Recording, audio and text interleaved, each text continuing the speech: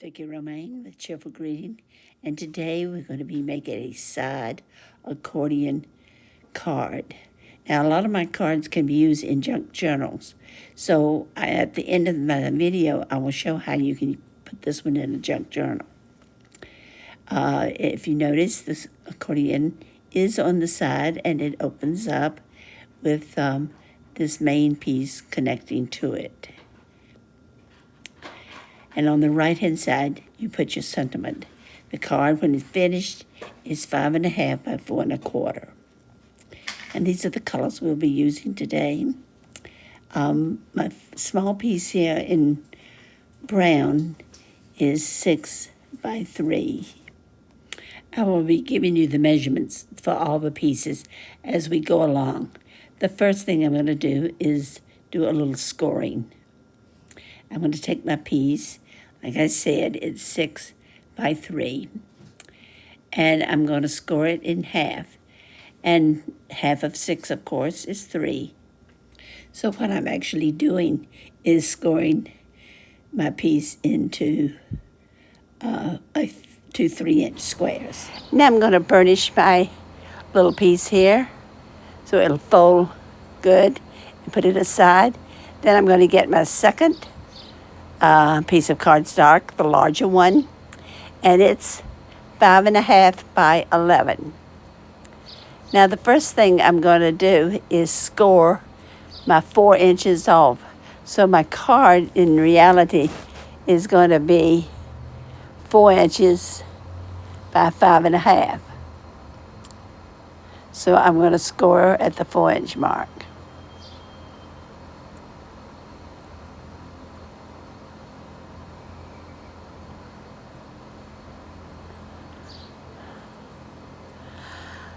Okay, I'm going to turn my cardstock around and score from the other end.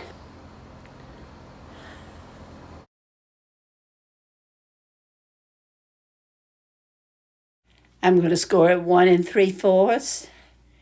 Then the second time, 3.5.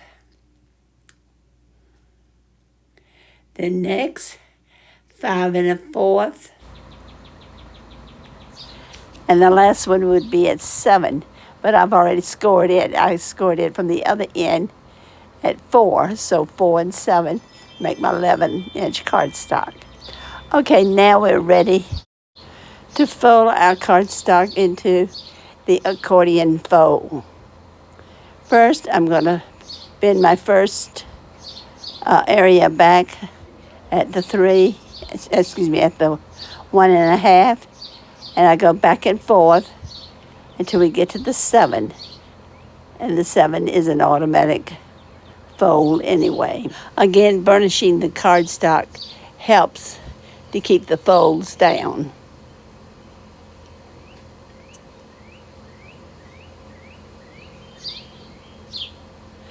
Now all my folds go down on top of the back. That works nicely. Okay, now let's go back to our 2 3-inch squares. I have a piece of cardstock that I'm putting on the front, and it is 2 3/4 by 2 3/4. So what I did was just cut 1/4 of an inch off of a 3-inch square so that it will fit on there nicely with a nice border. And I want to center these on my square and burnish it down. And then I'm going to do the same thing to the other side. I'm putting the orange on. I really like the green side, but it doesn't go with the brown very well. So I'm going to have to resort to with the orange. Plus it, and it's not a pure orange, it's more like a salmon color. And it's very pale. And I think it'll go nicely with the other pieces of cardstock I picked up. So the orange now is 2 3/4 by 2 3/4. And you have 2 of them. And they'll put on the 6-inch by 3-inch piece of cardstock. Now, let's go with the big piece of orange. I'm going to put that on the back or the inside of my card.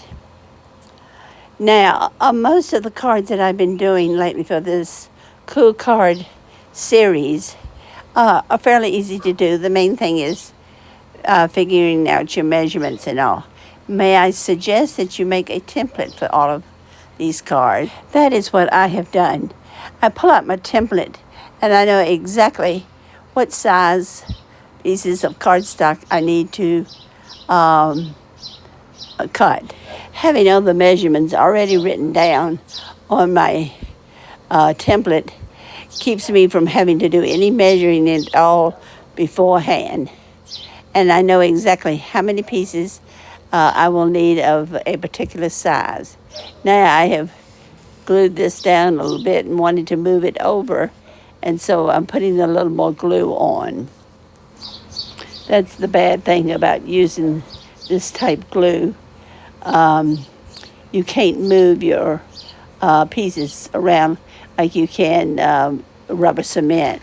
I usually put all my decorative papers on and everything before I embellish, but this time I'm going to do it a little differently. I have my inside complete now, so what I want to do is put this beautiful label on. It's a sticker, but it looks nice, and I think it'll show up on my card. So let's go next to our papers, and I took a 12 by 12 and I cut off 5 1/4 inches off, and after I did that, I cut that into 4 panels of 1 1/2 each. And if you notice, the way I've put them together here on the table is that I cut them in the order in which I will be using them. In other words, I didn't jump from place to place. And I'm going to start with the lighter shade first. And the reason I turned it upside down was because there's some writing on there, and I wanted the writing to be upside right, while even though some of the leaves look like they're upside down, I thought it was more important to have the writing the correct way. So that's why I turned the whole set of cardstock around. So I'm starting with the lighter pieces, and I'm putting this on the panels. Our panels were 1 3/4 inches, and now my sheets of cardstock are 1 1/2 inches by 5 1/4 inches. And there again, it gives me a nice little border around all the cardstock. And if you notice, as I have the front laid out, the pages kind of give you a sense of one picture, because I am putting them back together like they were on the 12 by 12 sheet.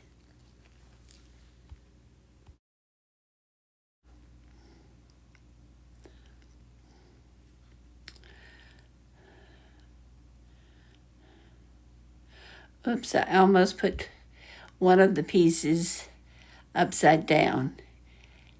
And after you see the last piece go on, you'll see that it's now correct, and that it will make a very pretty scene, even though it has the spacing between each panel.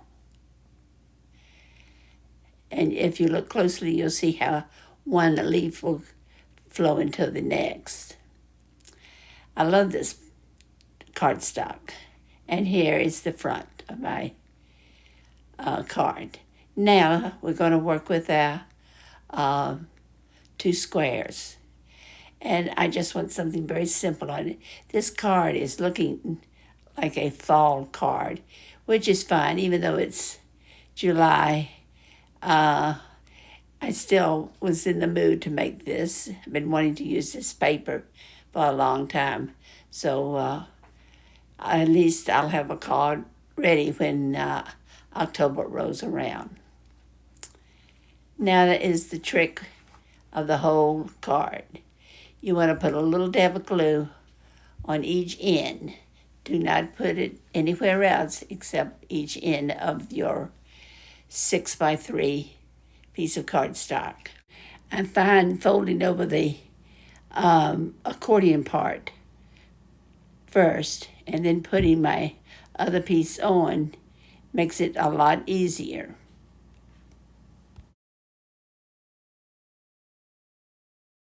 Now you can have your card in the middle, near the top, or at the bottom. I personally prefer it in the middle. But the main thing is you don't want that square to stick over the edge of your card when it's folded. Now this is your finished card. I mentioned that you could use this card in a junk journal, and I want to show you how. Can you not imagine when you open up the inside of the panels and maybe have panels of different people or family members on those panels, and maybe something very antique like on the back panel? I can, and I think it would make a very interesting fold out. Now, you will wonder how would you put it in your book? Well, you would glue the back to your page, and what I would do is glue a piece of yarn or jute like I've got here, and tie it around the card itself, and put it in your junk journal like that. And then you can untie it and open it up and have your different things that you want to show inside. So I think this card lends to putting it into a junk journal. Of course, but for me, the thing that takes the longest is getting my bow like I like it.